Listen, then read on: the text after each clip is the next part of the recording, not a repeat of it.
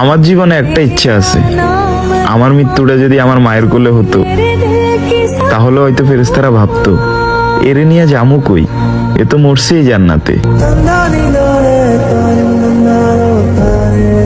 আমি কত জনে কত কি দিলাম,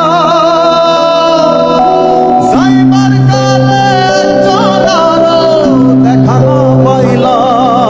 এক মুঠো স্বপ্ন চেয়ে হাত বাড়িয়েছিলাম, জীবন ছিল বড় বেরং, শুরু হারিয়েছিলাম।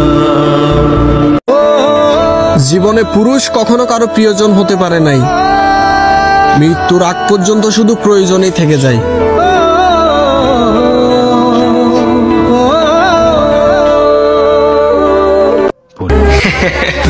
টাকা টাকা একদিন ঠিকই হবে, কিন্তু শখের বয়সটা ইন্তিকাল করবে।